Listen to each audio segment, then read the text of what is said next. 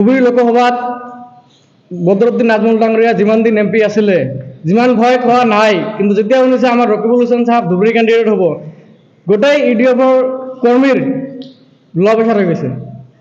তেওঁলোকে সদায় দিনে ৰাতি প্ৰেছাৰৰ টেবলেট খাই আছে। আপোনালোকে দেখিছে যে যিমান যি কুকৰ্মী অপবাদবোৰ দি আছে যে ৰকিবুল হুছেইনৰ ধুবুৰী কেণ্ডিডেট হ'ব, ৰকিবুল হুছেইন চাহাবে হওক যোনে নহওক আমাৰ কংগ্ৰেছ দলে ইয়াত আজমলক পৰাভূত কৰাৰ কাৰণে শক্তিশালী প্ৰাৰ্থী প্ৰক্ষেপ কৰিব। আৰু আপোনালোকে মিডিয়াৰ যোগেদি মই সমূহ ধুবুৰীবাসীক এইটো জনাওঁ যে আপোনালোকে সম্পূৰ্ণ সাজু হৈ থাকক, কাৰণ এই ধুবুৰী জিলাত আজমলে বহুত ঠগিলে ধুবুৰী ৰাইজক, একো নকৰিলে উন্নয়ন, অকল এখন ব্ৰিজৰ নামত গোটেই 15 বছৰটো খাই দিলে। ধুবুৰীৰ আজমল সাংসদ হ'ল ধুবুৰী, কিন্তু আপোনালোকে অটো যিমান স্কুল কলেজ গোটেই বনাইছে, সজাই গোটেই আপাৰ আসামৰ বিভিন্ন ঠাইত বনাই পেলাইছে আজমলে, কিন্তু ধুবুৰীবাসীৰ হৈ ধুবুৰী ছাত্ৰ ছাত্ৰীৰ কাৰণে আজমল ডাঙৰে একো কৰা নাই। তো এইবুলি কংগ্ৰেছ দলে আজমলক হৰুৱাৰ কাৰণে শক্তিশালী প্ৰাৰ্থী ধুবুৰীত প্ৰক্ষেপ কৰিব, আৰু আজমল হৰাটো এবাৰ ধুবুৰীত 100% নিশ্চিত হৈ আছে। ইয়াৰ 100% ইয়াৰ দিবে ভয় খাই পেলাই ইয়াৰ বিজেপিৰ কৰ্মীয়ে কৰিছে। সেইটো চাওক, টিম ওলাই ইতিমধ্যে কেছ দিয়া হৈছে, ইনভেষ্টিগেশ্যন। সেইটো কাৰণে মই আমাৰ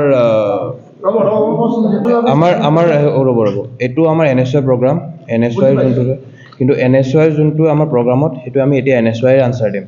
আমাৰ কংগ্ৰেছ বা ইউথ কংগ্ৰেছ বা কি কৰি আছে, আমাৰ পেৰেণ্ট কংগ্ৰেছ হয়, কিন্তু আমাৰ পেৰেণ্ট কংগ্ৰেছৰ লগত আমাৰ ইমান ডিছকাশ্যন নহয়, কিয় এইবিলাক যিমান যি ইছ্যু হয় এইবিলাক আমি পেৰেণ্ট কংগ্ৰেছৰ কি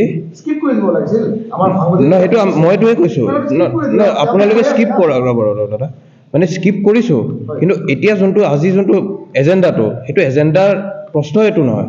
এতিয়া আমি এতিয়া কেম্পেইনিং এটা আৰম্ভ কৰিছোঁ, কেম্পেইনিঙৰ ৰিলেটেড কিবা প্ৰশ্ন আছে আপোনালোকে সোধক। নহয়, এইটো আমাৰ কংগ্ৰেছৰ প্ৰেছ মিট নহয়, নহয় এইটো আমাৰ কংগ্ৰেছৰ প্ৰেছ মিট নহয়, এইটো আমাৰ NSY প্ৰেছ মিট নহয়। আমি লোৱা নাই নহয়, আপোনালোকে সুধি আছে এতিয়া।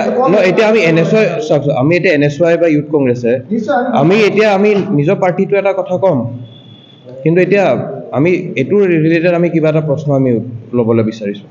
ঠিক আছে, মই তেওঁৰ প্ৰশ্নটো মই দি আছোঁ। আপুনি ক'লে যে আজমল কৰা নাই, 15টা বছৰ কেনেকৈ ৰাইজে ভোট দিলে তেনেহ'লে? ৰাইজক আজমলক ভোট দিলে উন্নয়ন হ'ব বুলি দিছিলে, আৰু নিদিয়ে। এতিয়া সজাগ হৈ গ'ল, ধুবুৰীবাসী সজাগ হৈ গ'ল, আৰু নিদিয়ে আজমল ধুবুৰীত হাৰটো 100% নিশ্চিত।